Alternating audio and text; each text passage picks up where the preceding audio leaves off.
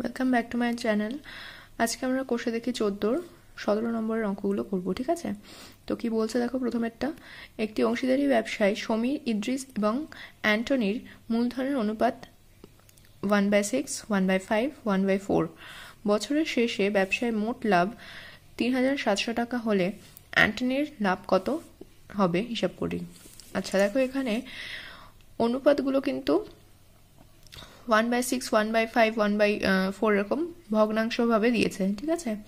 তাহলে আমাদের কি করতে হবে, এগুলোকে আগে লসাগু করতে হবে, এই হরগুলোকে লসাগু করতে হবে। দেখো কি হয়, 6, 5 আর 4, 2 দিয়ে যায়, 3, 5, 2, তাহলে লসাগু কত হবে, 3 ইন্টু 2 6 আর 5 ইন্টু 2 10, তাহলে 6 ইন্টু 10 60, তাই তো? আচ্ছা, এবার কি করব, এবার দেখো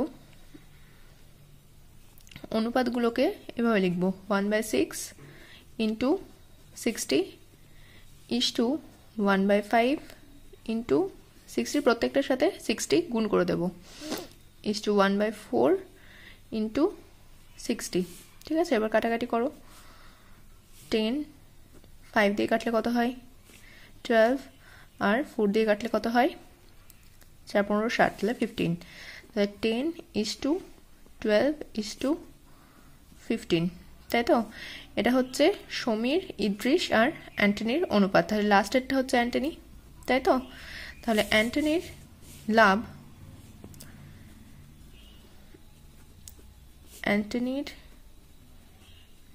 অ্যান্টনির অনুপাত কত, 15 বাই এই তিনটের যোগফল দেখো হয় কত, 37, ঠিক আছে? ইন্টু 3700 টাকা। তাহলে 37কে এই 3700 দিয়ে কাটলে কত হয় 100, তাই তো? তাহলে 15 ইন্টু 100, তাহলে কত হচ্ছে 1500, এত টাকা। তাহলে অ্যান্টনির লাভ 1500 টাকা।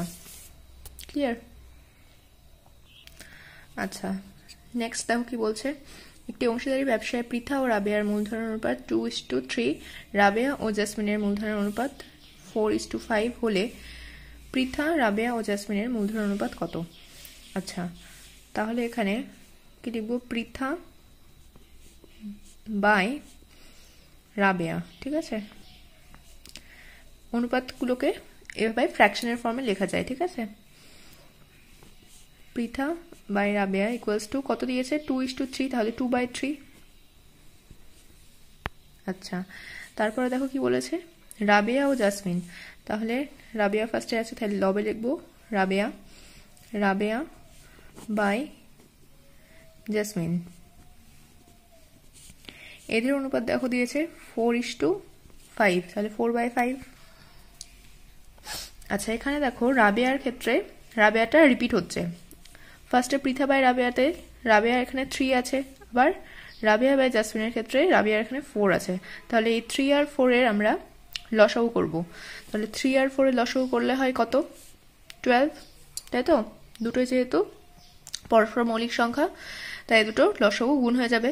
তাহলে 3 ইন্টু 4 12, তাহলে এই 12কে 3 দিয়ে ভাগ করলে কত হয় 4 হয়, তাহলে বোথ সাইডে আমরা এখানে 4 দিয়ে গুণ করে দেবো, ঠিক আছে? প্রথমে লসাগুটা বের করে নেবো, এই 3 আর 4, যেহেতু রাবেয়া এখানে রিপিট হচ্ছে, যেটা রিপিট হচ্ছে সেই দুটো অনুপাত আমরা লসাগু করে নেব। 3/4 কি দিয়ে যায়, 1 দিয়ে যায়, 3/4 লসাগু। এটা তোমরা মুখে মুখে করে নিতে পারো, তোমাদের বোঝানোর জন্য আমি এখানে লসাগুটা করে নিচ্ছি, ঠিক আছে? 3 ইন্টু 4 12, ঠিক আছে? তাহলে এই 12 হচ্ছে লসাগু। এই 12কে ফার্স্টে এটা 3 দিয়ে ভাগ করলে কত হয় 4 হয়, যেহেতু এটা করছি, তাহলে 4 দিয়ে বোথ সাইড গুণ করে নেব। আচ্ছা, এবার এখানে কি 4কে লসাগু করেছিলাম, তাই তো? তাহলে 12কে 4 দিয়ে ভাগ করলে কত হয় 3, তাহলে এখানেও বোথ সাইড 3 দিয়ে গুণ করে নেব। ক্লিয়ার? তাহলে এখানে কত হচ্ছে, 4 দুগুণে 8 বাই 3 4 12, তাই তো? আবার দেখো এখানে রাবেয়া 3 4 12 বাই 3 5 15। তাহলে রাবেয়ার দুটোর ক্ষেত্রেই কিন্তু সমান চলে এলো, এটাও 12 এটাও 12। তাহলে সুতরাং পৃথা, রাবেয়া ও জেসমিনের মূলধনের অনুপাত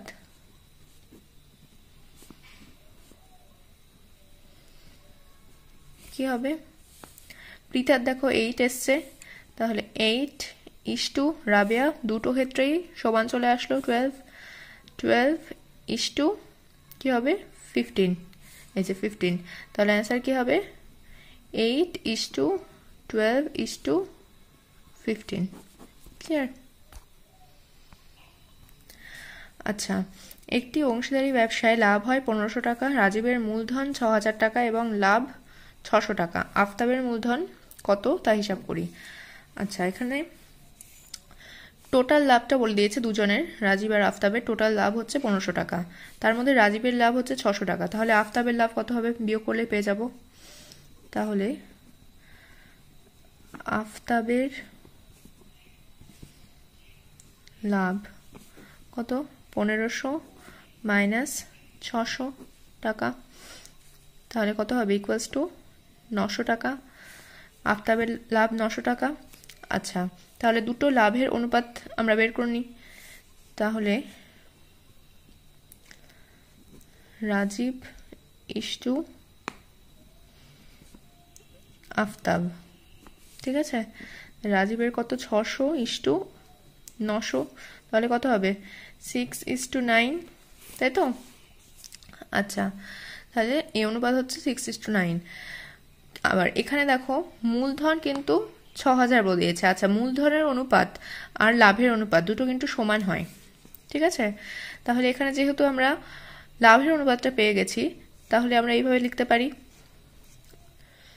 ধরি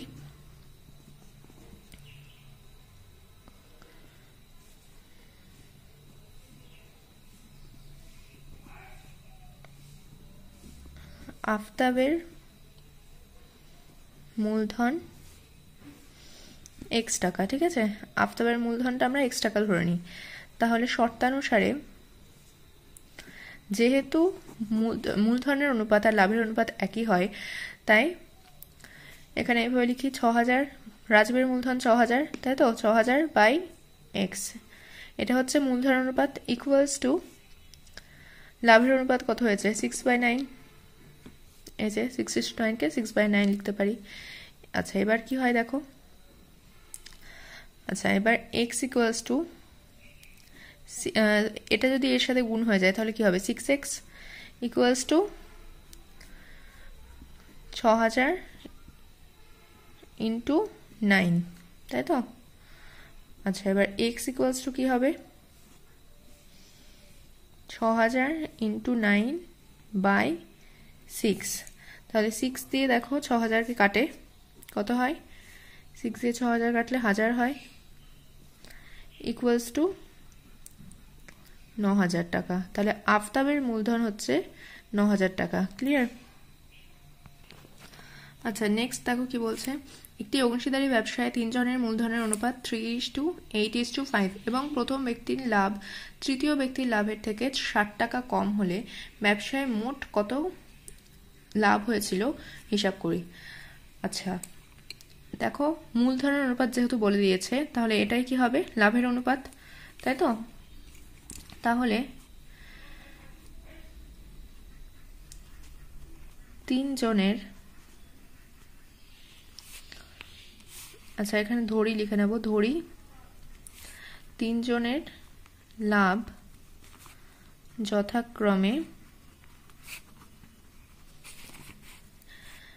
কত 3x 8x 5x, প্রত্যেকটা অনুপাতের সাথে x গুণ করে নিলাম, দিয়ে এত টাকা হয়ে গেল, ঠিক আছে? এত টাকা।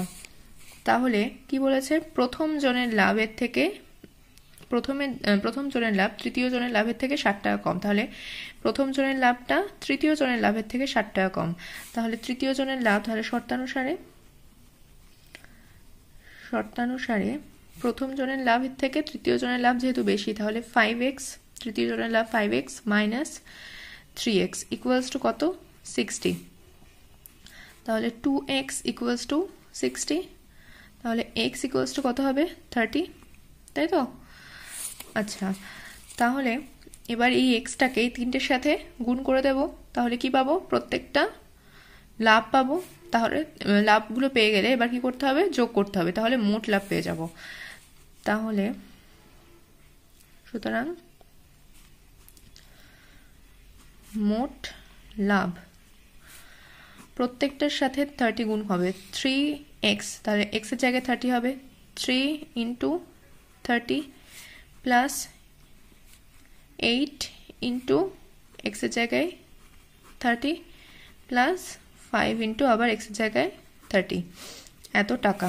তিনটে যোগ করে দিলাম কারণ মোট লাভ জানতে চেয়েছে। তাহলে 3 ইন্টু 30 কত হবে? 90 প্লাস 8 ইন্টু 30 কত হবে? 3×8 = 24, তাহলে 240 প্লাস 5 ইন্টু 30 কত হবে? 150, এত টাকা, তাই তো? তাহলে এই তিনটেকে যোগ করলে আমরা কত পাবো? 480, 480 টাকা। ক্লিয়ার? আচ্ছা, নেক্সট দেখো কি বলছে। জয়ন্ত, অজিত এবং কুণাল মোট 15,000 টাকা দিয়ে একটি অংশীদারি ব্যবসা শুরু করে।